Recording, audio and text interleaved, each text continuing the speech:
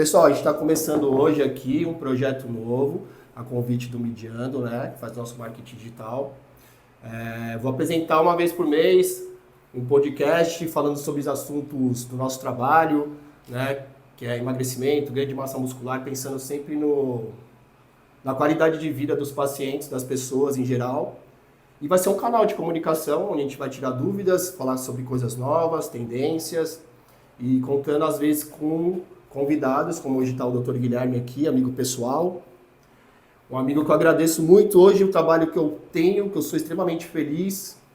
Foi um empurrãozaço dele, que me levou para a clínica lá na Vila Olímpia, numa época que eu estava pensando em trabalhar com outra coisa, fazer uma residência médica em outra especialidade, que com certeza também eu seria um bom profissional, mas não tão realizado quanto eu sou hoje, né? Então agradeço, sempre falo com ele isso, agradeço, sou grato demais a oportunidade que ele me deu e, enfim. Hoje a gente vai iniciar conversando sobre um assunto que é importantíssimo, falando em saúde pública, falando em gastos públicos, né? E que está em alta devido aos medicamentos, informações novas, né? Vamos começar falando sobre emagrecimento, tá? Quer falar alguma coisa? Bom, cara, eu acho que é importante a gente começar falando que obesidade, né, é um dos maiores problemas de saúde pública hoje em dia. É uma das doenças que mais causa custos ao sistema de saúde no mundo inteiro. É uma doença com repercussão em diversos sistemas, então causa doença cardiovascular, afeta controle glicêmico e causa redução da expectativa de vida do paciente, né?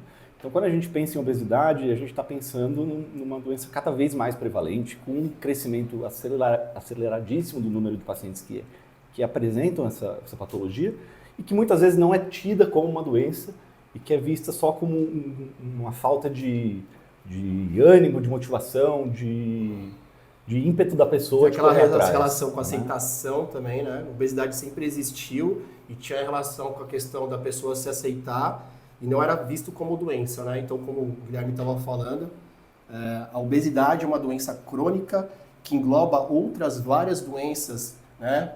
Eu costumo falar para meus pacientes, eu desenho para eles na consulta a obesidade aqui e outras doenças englobando, como diabetes, hipertensão arterial, dislipidemia, esteatose hepática, né? Que é a gordura no fígado, né? Que a gordura no fígado é uma doença silenciosa. Costumo falar que existe uma romantização da gordura no fígado hoje, no grau 1, grau 2, as pessoas não ligam, e de repente vira uma cirrose, um câncer, né? E a apneia do sono, né? Principal causa de câncer hoje passou o tabaco, a obesidade, né? Mais de 12 na mulher, 14 tipos de câncer no homem, principalmente mama e próstata no homem. E, enfim, a gente tem que entender que todo esse desfecho da obesidade vai ser conforme ele falou, né? Desfecho cardiovascular, infarto, AVC e os cânceres. Então, hoje a gente tem que levar a obesidade mais a sério, pensar nessa questão de aceitação, sair dessa questão da aceitação e tratar a obesidade como doença. E doença hoje, sempre foi doença, a gente trata com medicação. Exatamente. Então, a obesidade é uma doença crônica recidivante, cara. É importante a gente ter noção que o paciente que vai fazer uso medicamentoso, muito provavelmente ele vai necessitar de acompanhamento medicamentoso e acompanhamento profissional para o resto da vida, independente se ele emagrecer e entrar num peso saudável no momento. O paciente com obesidade é um paciente que apresenta alteração de sensibilidade insulínica, apresenta alteração hormonal, tem toda uma alteração inflamatória, então ele gera diversas alterações no corpo que contribuem para a persistência de um quadro de sobrepeso, da própria obesidade. É uma doença que se auto-piora, né? Então, o paciente com obesidade, ele não sente fome que nem o paciente que não tem obesidade. Então, não é uma questão de fechar a boca e fazer o teu treino. Você precisa tratar aquela pessoa como uma pessoa doente, não como uma pessoa que não está fazendo o mínimo para chegar num peso saudável. Importante. Né? De forma integrativa, costumo falar, não só o tratamento da obesidade, mas com outras doenças, a gente tem que ter uma visão integrativa, entender o paciente como um todo. O paciente vem para emagrecer, mas a gente tem que questionar como é que está a ansiedade, como é que é a memória dele, entender os gatilhos que faz ele ter excesso de fome, entender como é que é a rotina de atividade física, alimentação, né? Entender o sono do paciente também, como é que tá o desenrolo do sono dele. E o tratamento da obesidade, ele é multidisciplinar, né?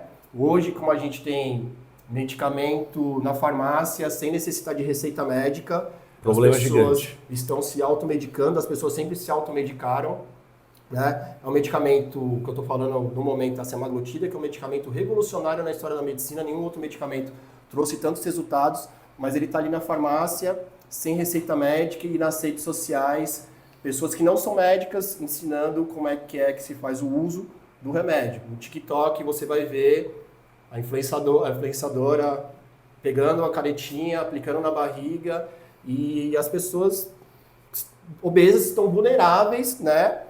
É o que eu falo para os pacientes, eles vêm lá de mão atada, o que eu for passar para eles, eles vão fazer, né? Então existe uma responsabilidade muito grande da nossa parte. E o tratamento ele tem que ser feito de forma multidisciplinar. Médico, nutrição, nutricionista, personal trainer, né? Educador físico. E é um negócio que eu tenho frisado muito nas consultas, né? A gente estava conversando aqui sobre a parte de psicoterapia. Tem que ter um acompanhamento com um terapeuta hoje, um tratamento que é extremamente complexo, né? A gente vai tratar um paciente que ele vem de anos, décadas às vezes, de um tipo de hábito, estilo de vida, e de repente o medicamento vai, como eu disse, é revolucionário, vai ajudar no processo de emagrecimento, mas se ele não tiver uma mudança de mentalidade, onde que a psicoterapia vai estar atuando, vai ser emagrecer, reganha, emagrece, Exatamente. reganha, né? Eu acho que um complemento legal e um paralelo para se fazer é o seguinte: a medicação para sobrepeso e obesidade, cara, ela é um artefato que a gente vai usar, é um recurso que a gente vai utilizar pelo tempo que for necessário, na dose que for necessária, durante um processo de mudança de estilo de vida, né?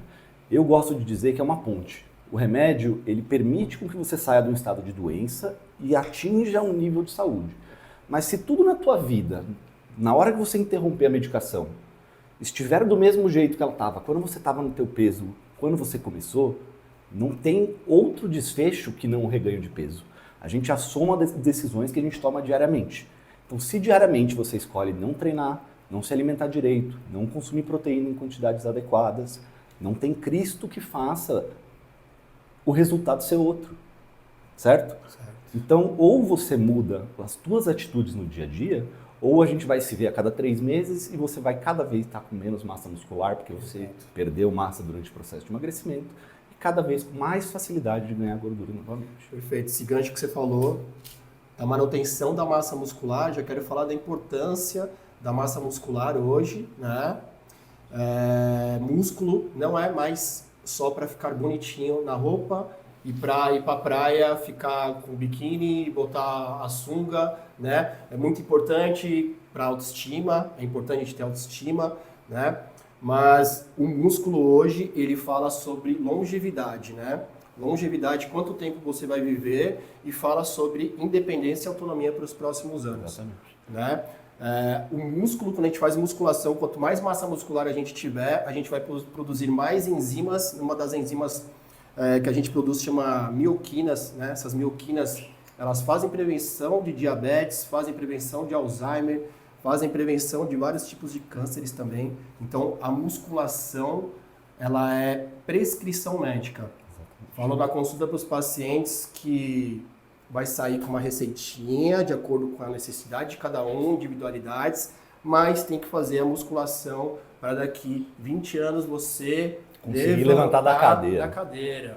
O músculo, ele preserva a funcionalidade do paciente, ele garante a autonomia dele na vida, no final da vida dele. Exatamente. Eu acho importante a gente frisar também, cara, que o músculo é o nosso maior drive metabólico, né?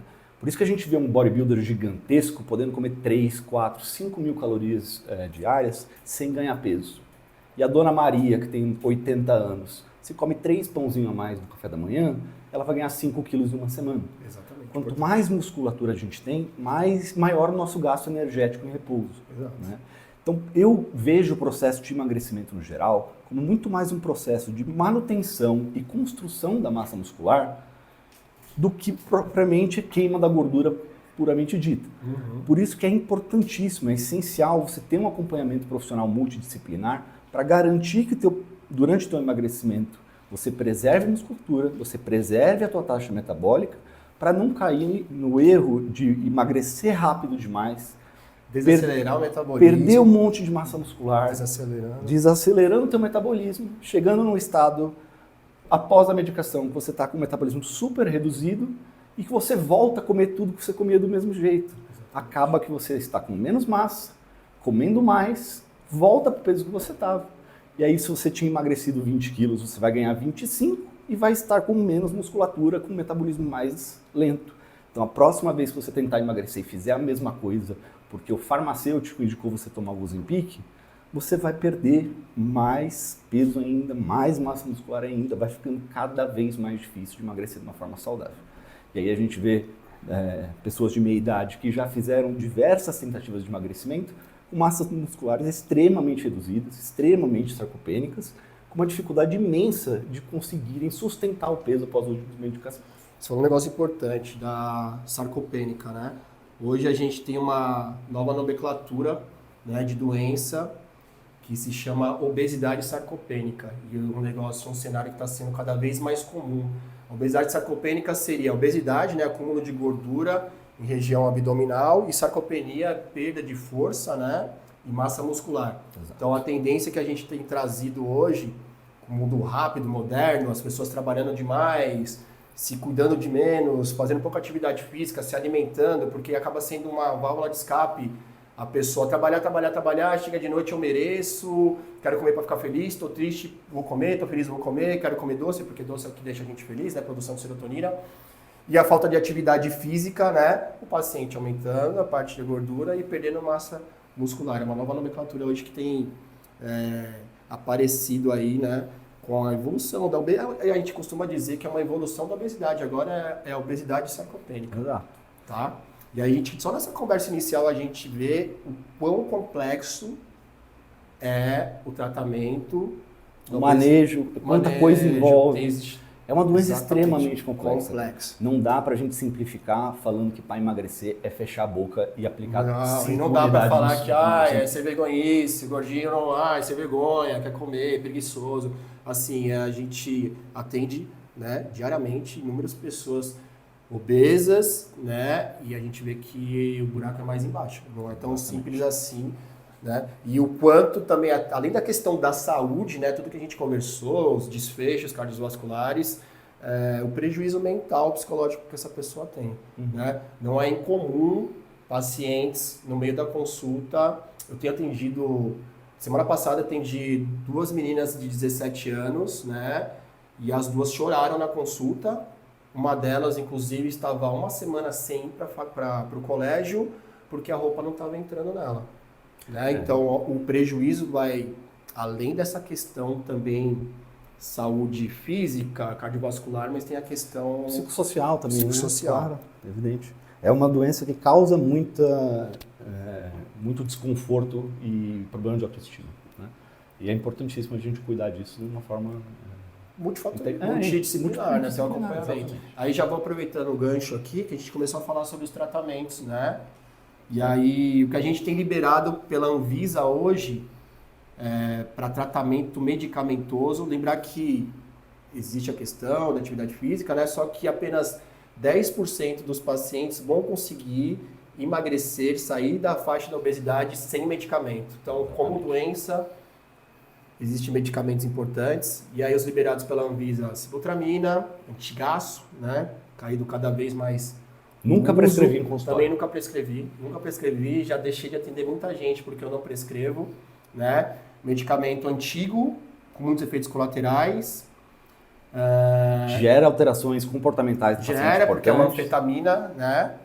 Então, além da questão da anfetamina de gerar irritação, também pode aumentar a pressão arterial. Aumenta risco cardiovascular. Num paciente que já está com sobrepeso e obesidade. Já aumenta a ansiedade, um paciente que já é ansioso, normalmente o obeso já é ansioso. Hoje não só obeso, né? Hoje a gente tem também outra epidemia da ansiedade acontecendo simultaneamente, outras epidemias, mas a ansiedade também. Só que a gente vai dar uma anfetamina para uma pessoa ansiosa.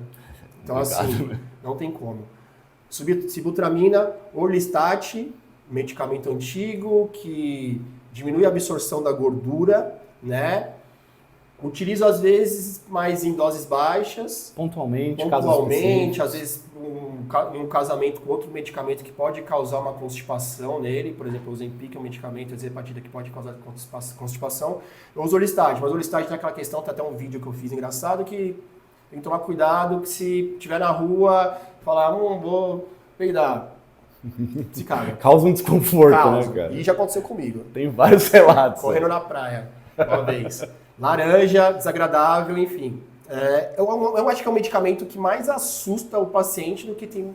Tem um O cara resultado fala, puta, eu não vou expressivo. comer gordura porque eu vou me cagar na rua. Então é mais um tratamento de choque.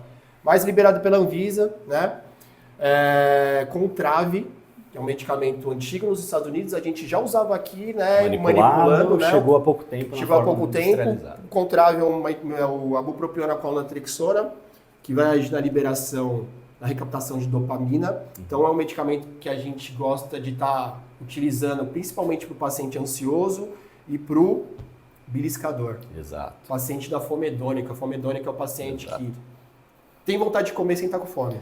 Eu gosto de falar que a Contrave, a Associação de Bup com Naltrexone, ela age no centro da fome, meio que cortando essa conexão do prazer de comer com o ato da alimentação. Né? Então você, com o passar do tempo, deixa de ter na tua cabeça, inconscientemente, essa busca pela recompensa do alimento.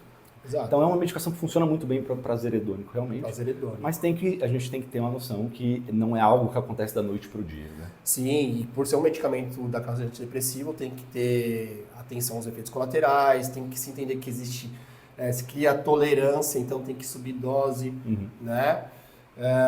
E os outros medicamentos, o Ozempic, né, a semaglutida. Os inibidores do GLP-1, os análogos do GLP-1. Análogo de GLP-1, né, que é a semaglutida, a Victoza, que existe há um tempo, Saxenda também, né? E agora a gente vai entrar numa nova era de um medicamento que age em duas vias, né, em dois análogos, com resultados maiores do que um que já é revolucionário, né? E é um medicamento que, quando a gente fala dele, se cria histeria. Por causa dos resultados que esse medicamento está trazendo resultados melhores que a cirurgia bariátrica.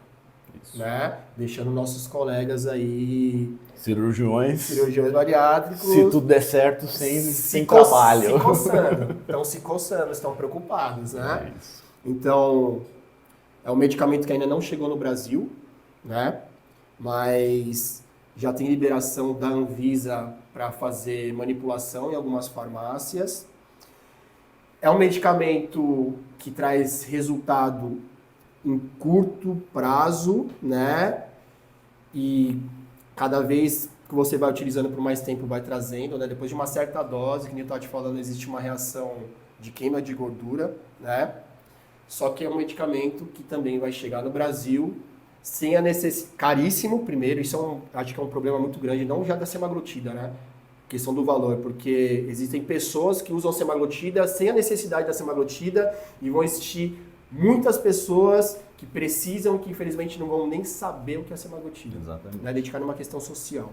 Mas o Tirzepatida, ele vai vir também sem necessidade de receita, e aí a gente vai ter toda essa questão de novo da automedicação e perda de massa muscular. Que é algo cultural no Brasil, né, cara? Exato. É super comum. Talvez mundial, né? Talvez mundial, mas num país pobre aqui no Brasil, o acesso ao acesso médico é muito restrito, né? Então, desde os tempos dos nossos avós, é super comum um cara com uma infecção de garganta, em vez de pagar uma consulta médica, vai lá na farmácia, pergunta para o farmacêutico, amigo de família, o que eu tomo aí, né? E, pô, isso a gente vê até os dias de hoje. Sim. Agora, com mídia social e um influencer que perdeu 30 quilos em um mês, isso se potencializa. Total. E aí a gente gera uma expectativa, o paciente cria uma expectativa na cabeça dele que é irreal, né?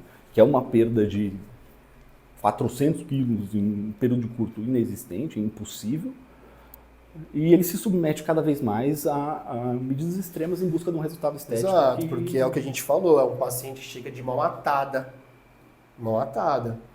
Tô vendo muito paciente comprando o medicamento sem uma condição financeira para estar se mantendo, porque o paciente ele está desesperado e aí é na hora que entra a nossa função, né, como médico, porque a gente tem que pensar no acolhimento, na empatia, custo-benefício, né? Ser médico, cara, é mais ou menos isso, é mais que isso, né? É mais que essa questão financeira, renda, retorno financeiro, status, né? Cara, tipo, o médico tem que gostar de gente. É isso. E o que eu tenho visto cada vez menos é médico gostar de gente. Comum, né? Né? A gente vem de uma, sei lá, cara, a gente vem de uma bolha médica ali, né? Você parar pra ver quem realmente gostava de gente quando ia para uma UBS atender o povão, quando ia cair num estágio ali, né? Cara, é uma classe elitizada. A faculdade de medicina hoje é extremamente cara, né? Uhum. Qual o contato que esse pessoal tem com pessoas de baixa renda? Quem são as pessoas que eles têm contato de baixa renda? Os empregados deles, cara. Super comum. Né? Entendeu? Então é uma classe assim já que não tem muito contato com o pessoal de baixa renda. E quando vai trabalhar vai mexer com essa questão aí da pessoa vindo de mão atada para você, né? E você pensando, pô, vou enfiar uma dizepatida nele. 5 mil reais de medicação. Entendeu? Você tem que. Vende o carro e compra. Você tem que levar, exato, você tem que levar em consideração essa questão. A pessoa está totalmente vulnerável a fazer o que a gente quer, mas a gente tem que trabalhar com uma certa empatia. E ética, né, cara? Eu acho que ética é essencial para a gente fazer qualquer coisa. Já aproveitando, quer falar mais da tirzepatida, alguma coisa? Cara, eu acho importante falar que a tirzepatida, apesar de ser uma medicação super nova e que tem um efeito super rápido, ela não é isenta de colaterais, né? Ela é uma medicação que age, como se disse, de forma análoga a 2 peptídeos gastrointestinais, que potencializa ela muito em relação ao uso da semaglutida, né, que age só como GLP-1, mas que ela tem uma gama de colaterais até diferente da semaglutida. Então, é importante que a gente preste atenção nesses colaterais. É uma medicação que tem um risco de hipoglicemia maior do que a semaglutida tem. Então, não é uma medicação para você tomar comprando do influencer que está vendendo online. Não. Cara, isso está acontecendo bastante muito. mesmo, hein? Gente trazendo do Paraguai medicação falsificada, contrabandeada. Exato. Então, não caiam nessa. Vamos prestar atenção no que a gente está colocando dentro do nosso corpo. De quem está vindo, né? Exatamente. Primeiro, né? Pô, tá vindo um medicamento super novo para tratamento da obesidade, caro. Pô, tá vindo um cara que passou no Paraguai e foi comprar uns negócios e trouxe uma... tem aqui naquele negócio. Então, assim, a gente está entrando numa era mesmo que parecida essa questão de medicamentos caros com a questão da venda de hormônio underground, né? É a mesma coisa. E o que acontece é o seguinte, nesses dois casos, falta informação lá de cima. Sim. Entendeu? Falta informação de um conselho federal, né? Falta não marginalizar o usuário de esteroide, informar, acolher, explicar os riscos, em vez de marginalizar o usuário. Porque o cara que usa, ele vai continuar usando, proibido ou não. Exatamente. Se você acolhe, você ensina, explica, né? Fiscaliza a receita, né? Não marginalizar. E a mesma coisa agora a gente vai entrar nessa era dos medicamentos. E, cara, de verdade, o que a gente teve semana passada com a proibição dos implantes hormonais... Já vamos tacar pela em marcha Anvisa, nesse assunto, então. É isso aí, cara. Você proíbe uma forma de administração de uma medicação... Que existe desde 1930. Uma classe medicamentosa, né, cara? Então, a gente sabe que testosterona, que reposição de estradiol, pode ser extremamente benéfico para o paciente se bem indicado. Uhum. E aí, por conta de maus profissionais ou pessoas que buscam apenas um retorno financeiro prescrevendo um tipo de tratamento, você deixa de ofertar para um público gigantesco que está super bem adaptado ao tratamento dele há anos, uma opção de via de administração de medicação. Exato. Isso aí não tem precedente na medicina, cara. É uma via de administração antiga que está no livro de endocrinologia. Ela já é bem estabelecida. Está no livro de endocrinologia, onde a Sociedade de Endocrinologia discrimina, sendo que eles botaram no livro lá, tá? Depois, quando a gente for fazer os cortes, até coloco a foto lá. Vias de administração de hormônio oral, intradérmica, injetável, implante.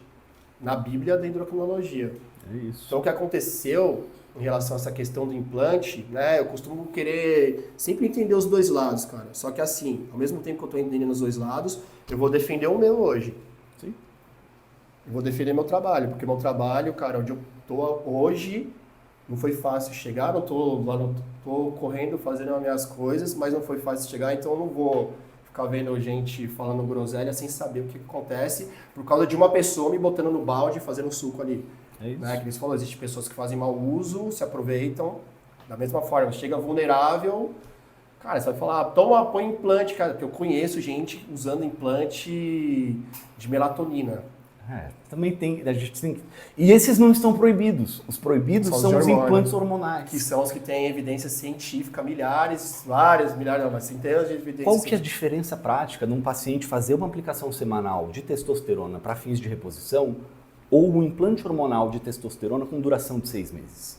A diferença prática é que o paciente que aplica o hormônio só vai ter que se preocupar com isso uma vez a cada 6 meses. Do ponto de vista terapêutico, efetividade, colaterais, não existe diferença. Colaterais. Então, qual que é o motivo pela proibição? O único motivo que eu vejo é politicagem, é reserva de mercado, cara. Reserva de mercado.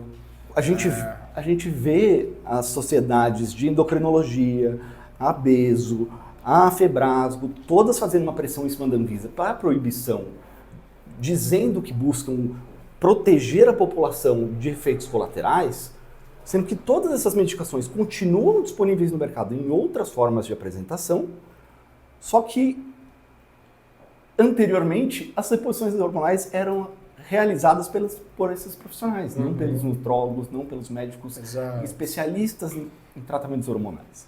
Quando você passa a proibir essa via de administração, você abre novamente o mercado para o paciente passar com o ginecologista dele e fazer o gel transdérmico de estradiol. O que aconteceu foi justamente isso. É um pessoal que veio novo agora, resolvendo problemas que eles resolvem ou até que eles não resolvem, faturando muito dinheiro, e aí mexe com a questão um pouco da classe ali, ego, né? Enfim, não vou entrar muito nessas coisas. Politicagem é complicado, né?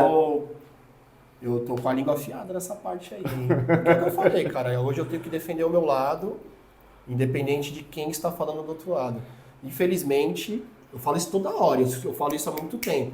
Há muito tempo, e hoje tem uns amiguinhos que me zoavam quando eu falava, eles estão caindo na real. Medicina hoje é polarizada, igual política, Bolsonaro, Lula, a medicina hoje é polarizada.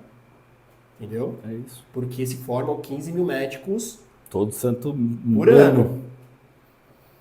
Então, ou você tira a tua fatia do mercado, e aí tem um pessoal que está ficando para trás e, cara, em vez da classe se juntar para melhorias da condição deles, do sistema que eles se encaixaram, de residência médica, de altas cargas, e ganhando pouco, e estresse, burnout, em vez de eles se unirem para mexer nisso, eles se unem para atacar o outro lado. O colega que está conseguindo se desenvolver profissionalmente. Aí, cara, importante falar da questão do implante hormonal. Implante hormonal, bom, falar de terapia de reposição hormonal. Terapia de reposição hormonal é para todo mundo?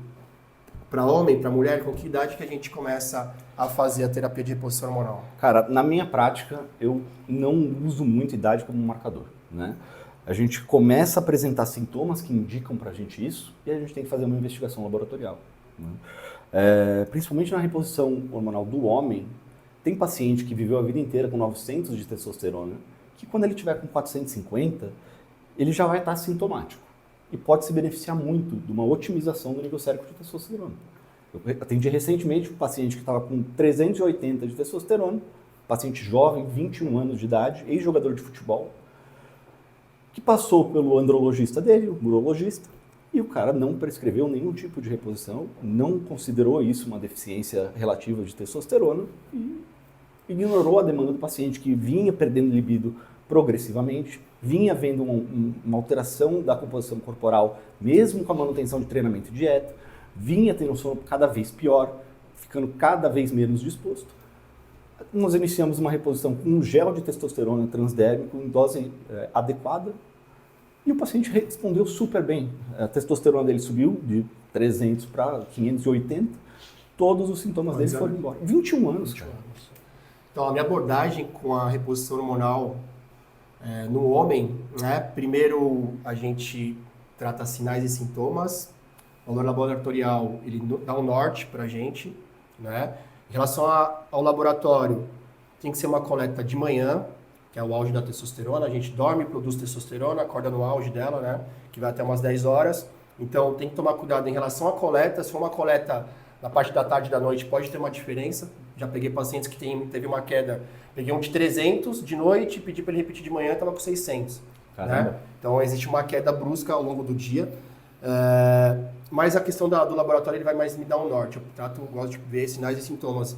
Antes de eu iniciar um tratamento de reposição hormonal, de fato, com medicamento, eu tento ajustar os hábitos, né? Porque existem alguns hábitos que vão fazer com que a gente produza menos testosterona. A própria obesidade. Obesidade, então o paciente obeso, ele diminui a produção, ele tem um sequestro da testosterona e o aumento do estradiol daí. Isso, aumenta a conversão da testosterona em estradiol pelo aumento da até a ginecomastia, né, que é comum. Sono, que eu estava falando, que é fundamental na produção da testosterona, né? Sono reparador produz a testosterona, a gente acorda no auge da testosterona. 2 noites ruins de sono do homem, o homem pode produzir até 30% a menos de testosterona, tá? 30% a menos de testosterona em 2 noites ruins de sono. Caramba. Tá? Importantíssimo isso. Daí tem sedentarismo, consumo de alimentos ultraprocessados. Tem uma nova informação que o homem está hipogonático cada vez mais cedo. Tem uma geração de 23, 25 anos que está hipogonática. E quando vai se investigar o motivo dessa diminuição da produção de testosterona, tem tudo isso relacionado. Sedentários, obesos, tabagista, né? Tabagista, alimentação com ultraprocessados e sono inadequado. É aquele menino de 25 anos que 2 da manhã ele tá aqui. Matei, peguei a arminha. Tá, não dorme. E aí tem essa diminuição da produção do hormônio daí. Né? E aí, na tentativa de ajustar a melhora da qualidade de vida dele, a gente entra com a reposição da testosterona, que é o principal hormônio que a gente repõe. Não é a oxandrolona que vai repor hormônio. Não é uma dura por... estou fazendo a reposição hormonal, estou tomando uma dura por semana. Tem muita gente que vem pedindo isso, Uma dura por semana não é reposição hormonal. Uma dura por semana não é inofensiva, tá? Isso é um negócio importante para estar se falando, porque eu estou pegando pacientes que estão nessa... Não sou eu que passei, hein? Então, vem de outros... Ou está tomando por conta, né? A partir do momento que você marginaliza, o paciente vai pegar underground. Então, dá o jeito dele de arrumar, Dá o jeito dele de arrumar. Então, ele está tomando uma por semana há 5 anos. Que ele não sabe de onde vem, que ele não sabe o que é, né? E aí, eu gosto desse paciente estar usando a longo prazo, pedir um ecocardiograma. Então, eu estou pegando muita gente com insuficiência cardíaca aos 35 anos. Cara, protocolo meu em consultório, todo paciente que vai iniciar a reposição de testosterona, independente de dosagem, independente de idade, ecocardiograma transtorácico, teste ergométrico, marco zero, para a gente saber qual que é o estado cardiológico dele e a aptidão física dele naquele momento. Cada 6 meses eu peço novamente para a gente acompanhar a progressão. Então, a gente vai ver aumento de volume sistólico, redução de fração de ejeção, aumento de volume de parede de ventrículo. Então, assim, tudo isso tem que ser monitorizado, né? Se a gente não faz de uma forma segura, é melhor não fazer. O paciente não tem noção das alterações que um uso de esteroide continuado a longo prazo pode causar. Exato. Eles pensam muito nas alterações. Ai, minha ginecomastia. Acne, queda de cabelo. Acne, queda de cabelo. Mas o que mata... é o coração de boi que ele fica depois. E o hematócrito, né? O hematócrito é um componente do nosso sangue, né? Que quando ele se excede a 50%, 51%, ele deixa o nosso sangue mais viscoso. Então imagina aqui um cano passando água e o sangue em um vaso, a água ficando mais cheia de lama, mais grossa. Qual que é a probabilidade? Aumenta uma probabilidade entupir o cano, de uma trombose, um infarto, um êmbolo ser criado, né? Então são coisas que não tem sinais. Ele não vai saber que isso está acontecendo.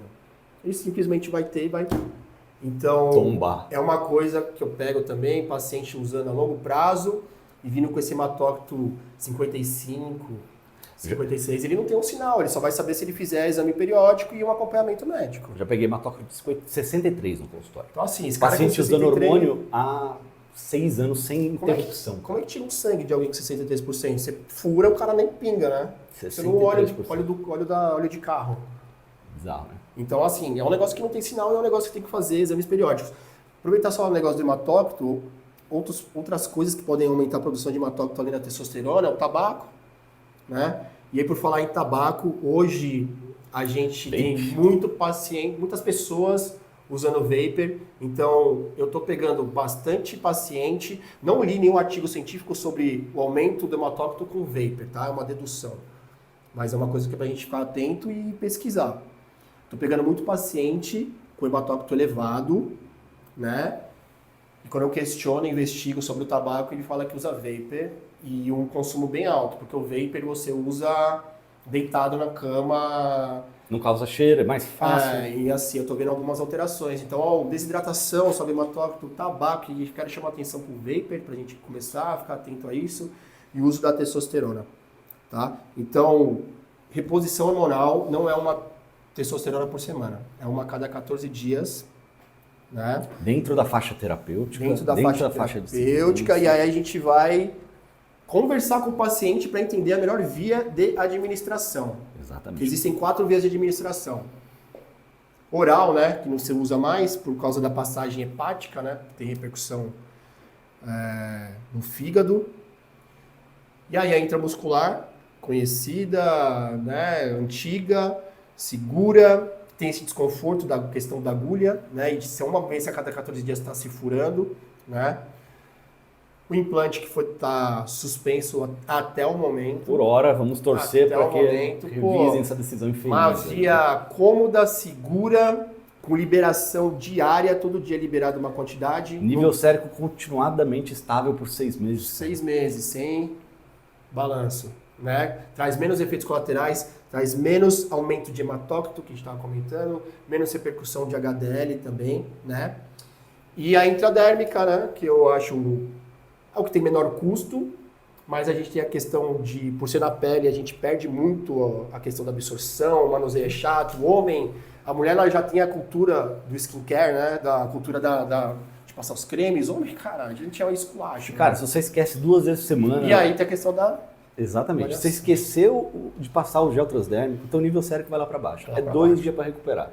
Se você esquece 2 vezes por semana, seu tratamento não serve para nada.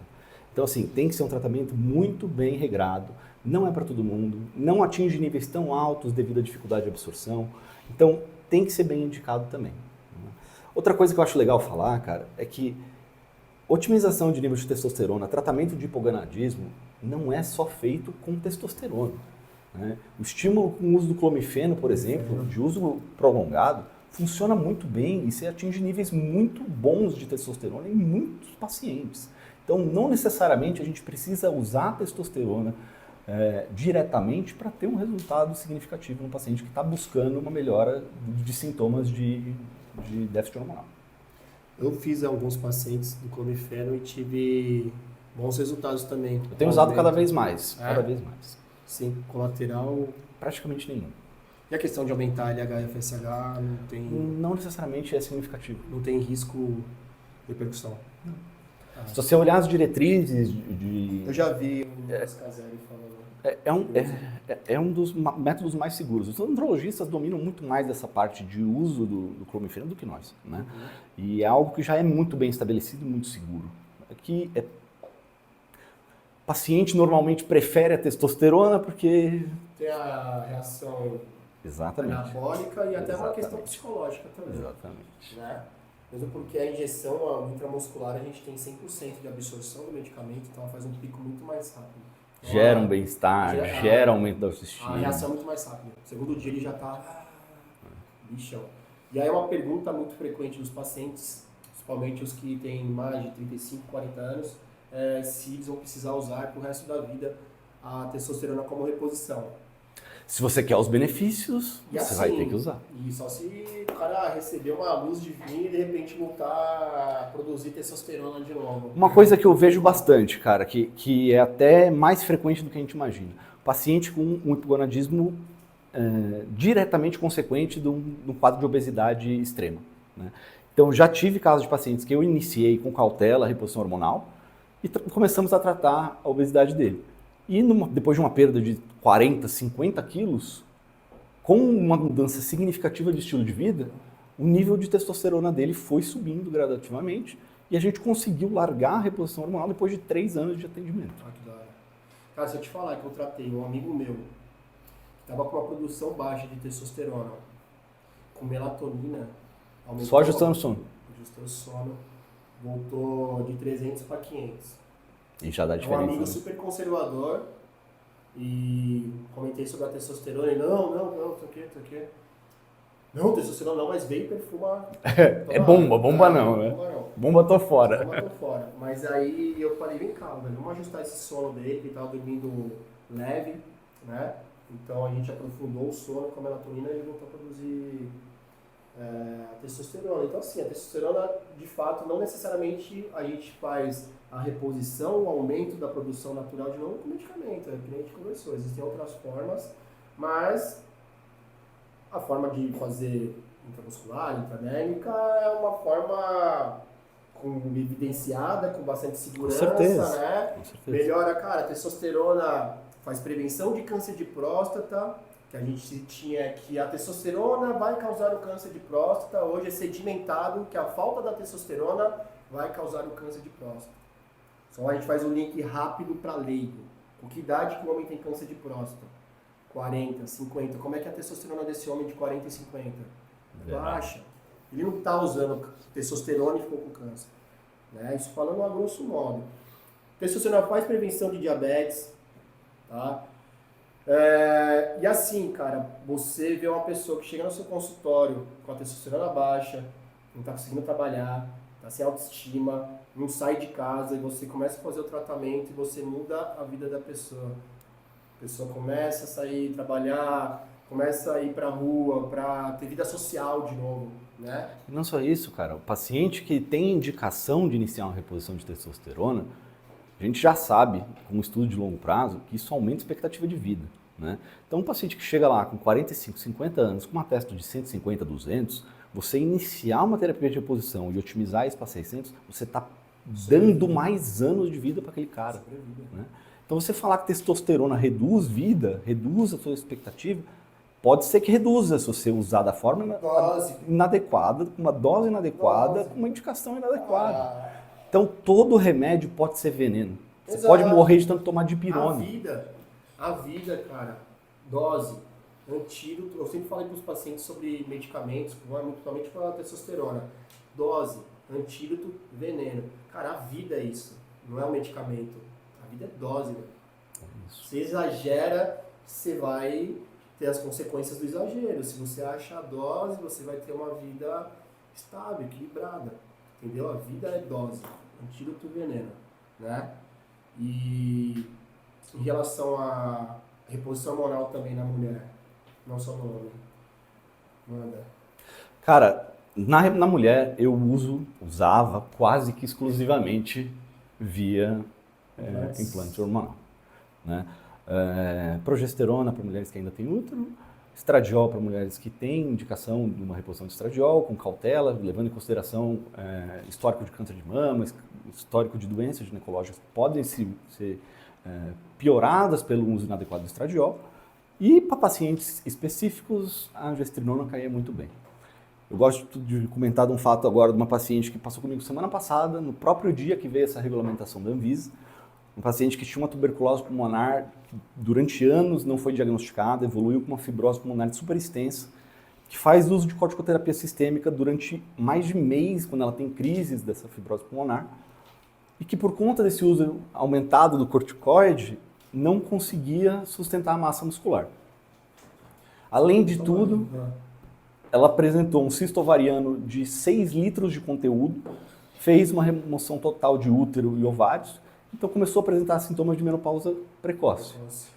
Cara, o uso do implante de estradiol associado à gestrinona fez com que essa mulher conseguisse desenvolver um pouco a massa muscular dela, com que ela deixasse de apresentar completamente esses sintomas de menopausa que estavam alterando a vida sexual, vida a dois com o marido, e causando muito desconforto com fogacho, etc. E conseguisse emagrecer, porque a gente não precisava mais se preocupar com aquele uso intenso do corticoide consumindo a musculatura dela. Fizemos esse tratamento 2 vezes, então 6 meses, repetimos o implante depois de 6 meses, e agora ela passando em avaliação na última sexta-feira, íamos para o próximo implante, e chegou a determinação da Anvisa cortando tudo isso. Vai ter que passar creminho. Vai ter que passar creminho, vamos ter que revisar todo o tratamento numa paciente que já estava estável há 1 ano e progredindo. É isso que as pessoas não veem quando elas marginalizam e cancelam o tipo de tratamento que tem milhares de pessoas se beneficiando. É o que eu falo.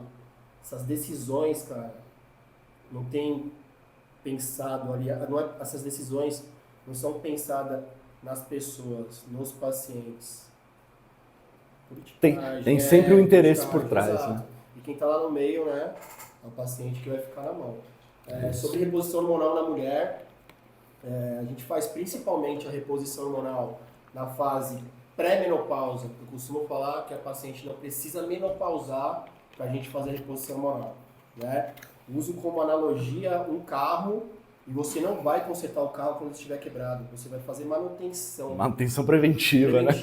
No carro. Então, sinais e sintomas, exames laboratoriais, uma anamnese investigando a família, com que idade a mãe menopausou, né? A gente se inicia uma terapia de reposição hormonal. Reposição hormonal para menopausa, a gente repõe basicamente 2 hormônios, progesterona e estradiol. Testosterona é um hormônio importante, sim, na mulher. A testosterona não é só para o homem. Usado com cautela sempre, Existe, né? uma ideia que a testosterona é um hormônio para deixar forte. Não, a testosterona melhora a libido. Lembrar que a libido é multifatorial, mas a testosterona melhora a libido, melhora a cognição, faz prevenção de doenças. Né? Mulher precisa sim ter testosterona de acordo com a proporção que ela produz, não é igual a do homem, certo? Então são basicamente esses 3 hormônios que a gente vai fazer a reposição hormonal na mulher. A progesterona é um hormônio que a gente fazia mais para fazer uma defesa do endométrio, né? Quando a gente está fazendo o uso do estradiol, a reposição do estradiol, a camada do endométrio ele fica mais espessa e pode ter sangramento, então a gente usa a progesterona para segurar esse espessamento e evitar sangramento. Quando a mulher não tem útero, a gente não utilizava a progesterona, só que hoje a gente tem evidência científica que a progesterona está ligado ao sistema nervoso central, melhorando neuroproteção, né? Casos depressivos, insônias, a questão do fogacho, dizem muito que a questão do fogacho tem relação com a progesterona. Então a progesterona é um hormônio que a gente usa para mulher com ou sem útero, né? Eu estava falando basicamente esses 3 hormônios. A gestrinona é um hormônio com indicação ginecológica, né? É um tratamento, é um hormônio que se usa há muito tempo para o tratamento da endometriose, para o tratamento de miomas, adenomiose, terapia, tensão pré-menstrual severa, né? Então, tem toda essa indicação ginecológica, e aí eles viram que é um hormônio que tem um efeito anabólico junto, né? Então, foi se criado ali, muitas vezes, mulheres atrás de performance esportiva e estética, a gestrinona apareceu como uma opção. E aí esse nome péssimo, infeliz mesmo, né? Chamado chip da beleza, né? Inclusive quando foi suspenso os implantes hormonais, todas as matérias que a gente via na televisão e em jornal falavam, está proibido o chip da beleza, né? Uma forma de atrair a atenção das pessoas, né?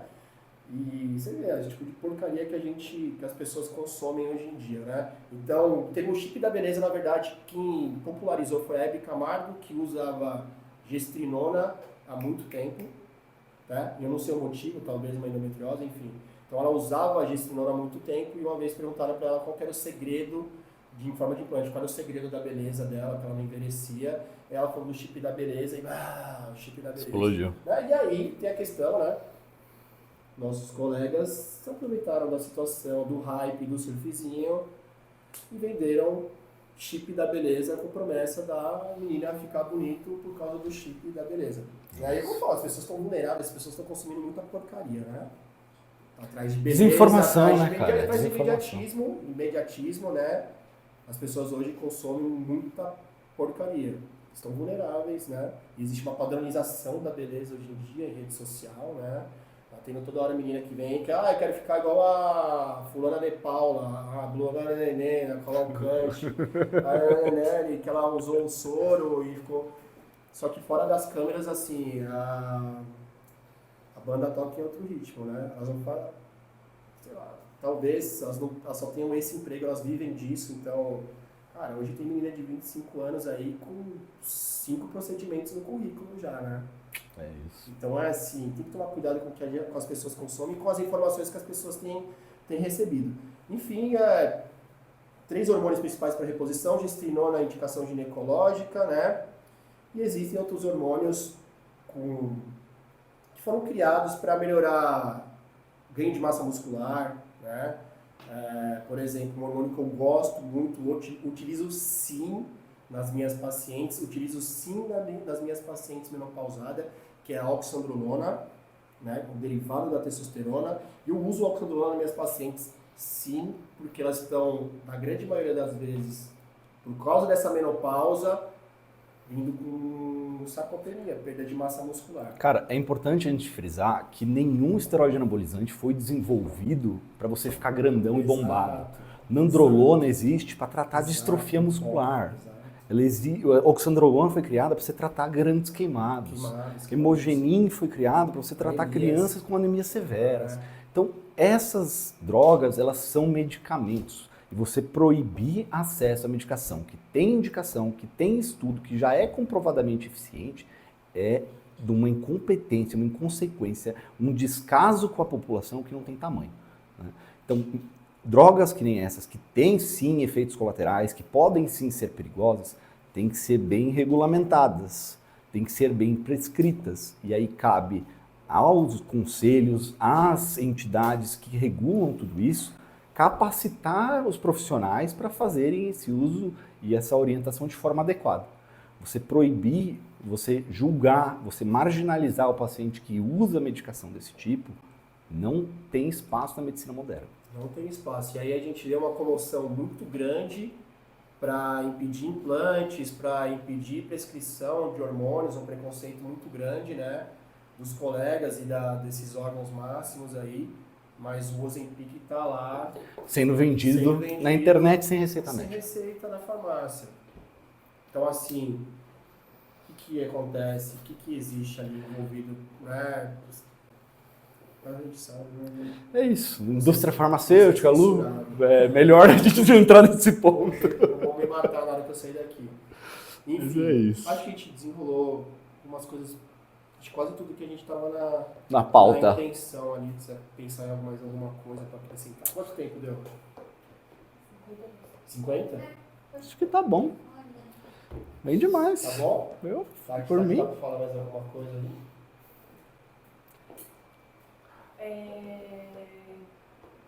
Podia fazer um gancho da questão também da osteoporose na reposição da mulher, né? Sim, importante. Então, a osteoporose, ela é uma perda de massa óssea, né? Ela acontece muito principalmente nessa fase da vida da mulher da menopausa, que ela tem diminuição da produção de osso, diminuição de massa muscular, aumento de gordura, né? E aí você falou do hormônio, né? Que é o decanoato de nandrolona, a DECA, a famosa DECA, né? Que o pessoal da academia adora, porque é um hormônio que aumenta muito a massa muscular, né? Mas que nem ele falou, os hormônios, gente, não foram inventados para as pessoas ficarem fortes.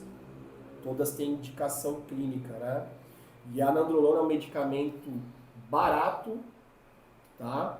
Que está na bula a indicação, osteoporose, mas que ela é marginalizada pelo fato de ser um hormônio, né? Que o pessoal gosta bastante. Botar na tigela. Mas é isso, né, cara? A osteoporose está muito relacionada à questão do estradiol, né? O estradiol ele exerce um papel protetor na construção de massa óssea. A partir do momento que a mulher menopausa, ela tem uma queda na deposição óssea e vai eventualmente evoluir com uma osteopenia, osteoporose. Então, cabe a nós sabermos identificar isso, tratar isso e fornecer o melhor acompanhamento possível para o paciente. Mesmo porque você perde qualidade de vida e se criam riscos, né? Por exemplo, perda de massa muscular e fragilidade óssea na menopausada ali, na fase idosa ali, né? Queda. É isso. Queda do idoso, né? E aí o idoso quando cai e começa a fraturar fêmur e é internado, né? Nunca mais ele vai voltar o mesmo para sua casa. A funcionalidade não é a mesma, Não e o só a risco de mortalidade de um funcionalidade, ano mas a é questão mais do que também- 30%. Também né? tem a questão, né, psicológica dele, né? Então, a nandrolona, a decadurabolin, a nandrolona é uma droga com indicação para tratamento de osteoporose, mas poucas pessoas sabem disso. Não falaram isso pra gente na faculdade, né? Não se fala muito no meio médico, porque é uma droga barata. Que E não- a droga que eles querem tratar a osteoporose, que eles oferecem o tratamento, é uma droga muito mais cara. Além da questão do preconceito que existe, é uma droga barata e não é interessante vender uma droga barata. A gente sabe, Ficou cara. polêmico, hein? Tá gostando de meter a boca no negócio. Sim, durante a pandemia de Covid, cara, a gente viu muito paciente internado com assim, uma doença terrível, causava um processo inflamatório gigantesco, com um consumo de massa muscular absurdo. Né? Então, o paciente entubado com Covid perdia massa muscular em uma semana que ele ficava cadavérico. Será que talvez um uso de um recurso androgênico, anabólico dessa forma, não poderia ter sido benéfico para essa população? Entendeu? Quantas pessoas não saíram de uma UTI com uma perda funcional gigantesca, com consequência para o resto da vida? Irmão, resumindo, informar, não proibir.